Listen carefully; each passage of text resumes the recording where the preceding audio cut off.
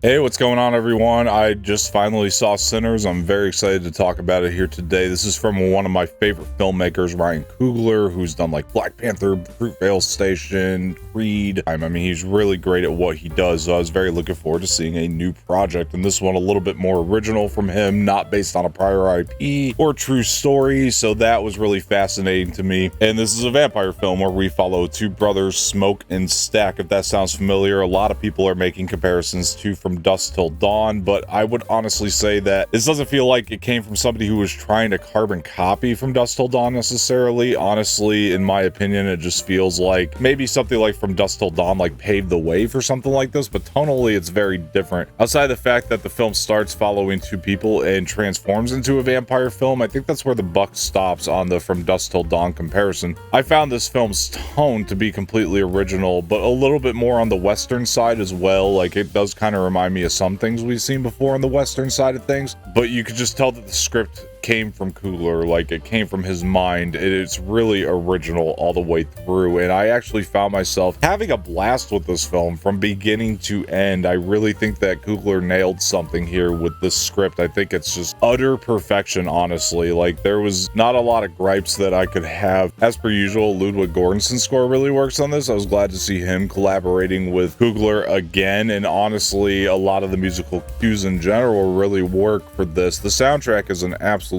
banger. I really enjoyed that here. But speaking of music, if I had to like lay out an issue, it's something that I had an issue with in the second Black Panther film as well, where there's just one musical number that just goes on for way too long. And if you could trim this one number down, it's not that you had to take it out completely, just trim it down a bit. I think the film's length and runtime just would have been perfect for me, and I would have came out of there saying that this is a perfect film, but it's near perfect at least, and it's not an easy feat to do when you're tackling a subject like vampires, which we've seen a little bit, not really a little bit, but a lot before. And I think that this film just has a great balance of fun, intense, emotional. It's really incredible what Coogler has balanced here, because while it is a vampire film, it does play into a lot of other themes. Michael B. Jordan does a fantastic job as the two brothers Smoke and Stack. I thought that he was incredible playing two different roles. This actually might be my personal favorite performance of his to date. I mean, I just think he showed so much of what he can do here, and he's just a perfect leading man for this film. And he's going to be a great leading man moving forward. He's proved this time and time again. I can't wait to see what him and Ryan Coogler do next together, as I'm sure he will be in Coogler's next project. Michael B. Jordan has literally been in every single Ryan Coogler directed film to date, and watching these two collaborate is always a blast, especially when Michael B. Jordan's role in the particular film isn't so limiting and he really has a lot of freedom to play around, and you can really see that that's what he was given here, and it probably did lead to the success of nailing a fantastic performance. Hailee Steinfeld's in the film as well,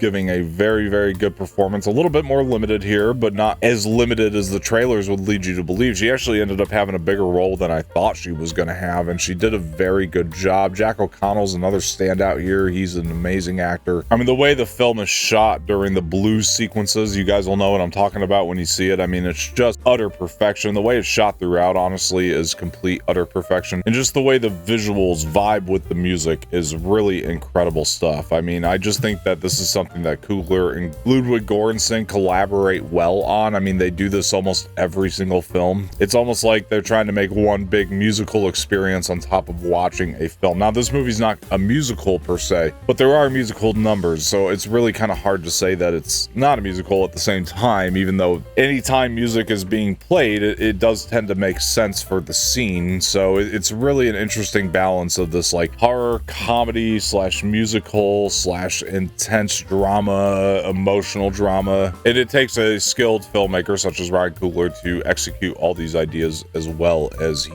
did. And I just think Sinners is a very great time in the theater. I was so amazed by almost every aspect of it, and I think that this is one of the best movies of the year. year, and it might end up being my favorite movie of the year by the end of the year. We'll see how things go. But yeah, now it's up to you guys. You guys got to let me know. Were you excited for Sinners? Are you going to go see it based on this review now, or did this convince you to not see it? If you saw the film, what are your thoughts on it? Did you enjoy it as much as I did, or are you a little bit on the fence about it? What's your thoughts? Leave it in the comments below. It's always great to hear your feedback. And before I get out of here, please hit the like button below, subscribe to the channel, leave some feedback in the comment section, share this with your friends, hit the bell for notifications. My name is Dom. I hope you all have a wonderful day, and I will talk to you guys later.